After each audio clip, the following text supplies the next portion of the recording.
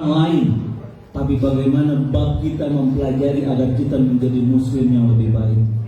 Kita tanya sama diri kita, sudahkah kita menunaikan kewajiban kita atas mereka dengan menyambung tali silaturahim? Adakah di antara kita orang-orang yang memutuskan tali silaturahim? Kalau ada, kita sambung, dan jangan sampai kita jadi pelaku pemutus. Sudahkah kita tersenyum tatkala kita bertemu dengan mereka? Sudahkah kita mengunjungi mereka? Jangan-jangan kita baru ke rumah ibu cuma tiap lebaran. Jangan-jangan kita cuma ke rumah saudara kita pas lagi sempat, itu juga 2 tahun yang lalu. Sudahkah kita membantu mereka, memenuhi kebutuhan mereka? Walaupun itu orang salah, tapi tugas kita menjaga terus tali silaturahim. Dan kita perlu kesabaran. Kita coba jelaskan, karena menjaga atau menyambung silaturahim ini bukan perkara mudah.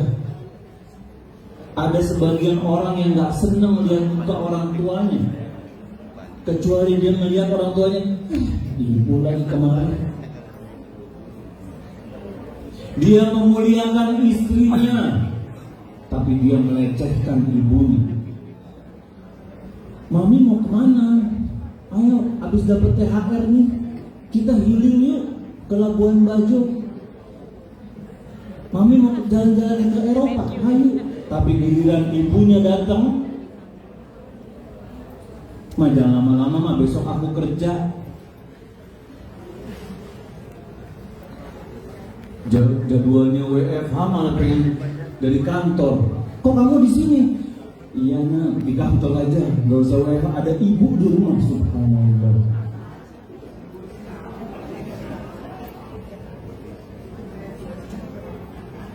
Ada orang-orang yang apabila duduk sama orang tuanya nggak betah,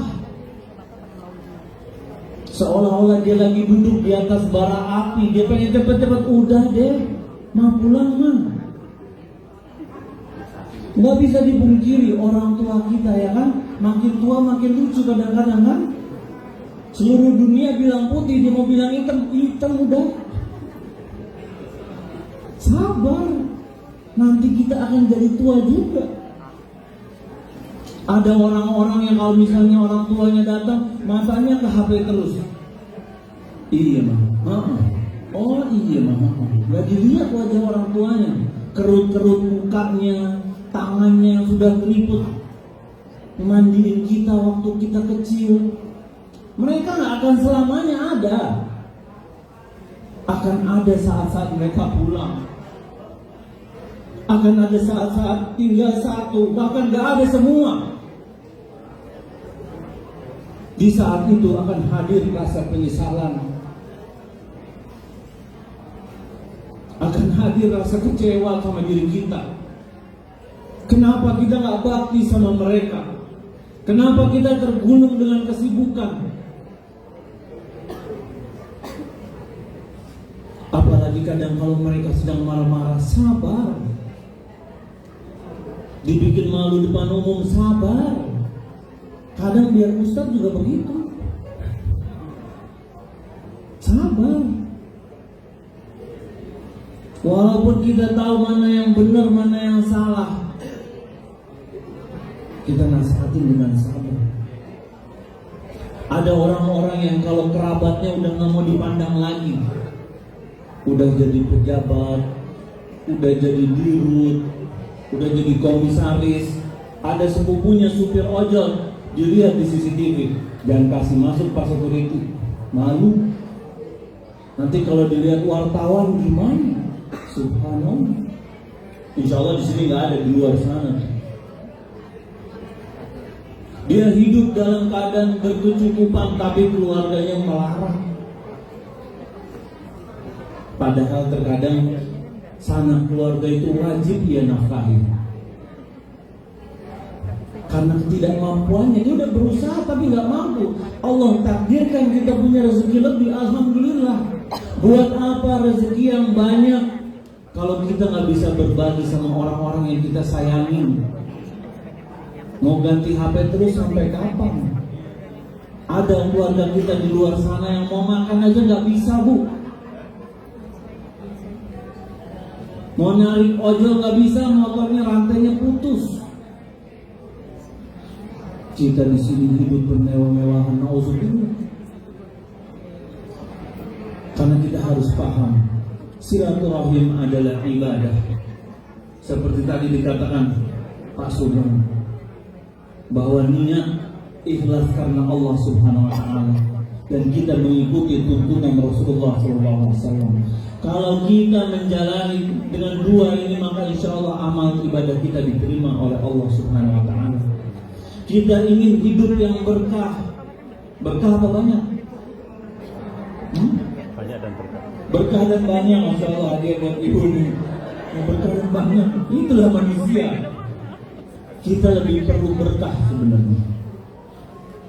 Karena kalau banyak tapi nggak berkah, percuma. Akan sibuk kita mikirin harta. Dan kita lebih butuh ilmu. Makanya alhamdulillah ada kajian. Mungkin di masjid belakang juga ada pengajian rutin juga kan? Alhamdulillah. Itu lebih penting. Anak kajian di pabrik-pabrik mobil yang notabene kebanyakan pimpinannya orang-orang dari negeri seberang yang bukan agama Islam. Mereka senang tuh ada kajian gini tiap rutin, tiap pekan. Mereka bilang ketika karyawannya paham agama, mereka jadi orang-orang yang takut sama Allah. Gak ada tuh namanya titik absen, jam 10 masih di kantin, gak ada. Semua tahu karena Allah Maha melihat. Akan beda, gak ada yang berani korupsi. Karena tahu uang yang kelihatannya banyak ini akan ada hukumannya karena dia tidak melakukan sesuai syariat. Dan silaturahim adalah fondasi yang kuat kehidupan umat Muslim. Bagaimana kita akrab satu sama lain, menjadi contoh bagi umat-umat lain.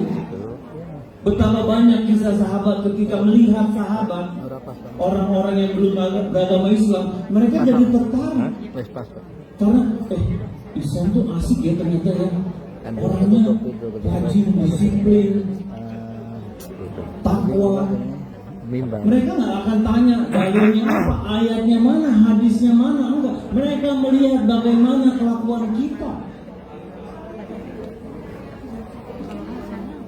Oleh karena itu kita harus berusaha menjaga nilai-nilai agama, terutama yang sedang kita bahas saat ini, nilai silaturahim.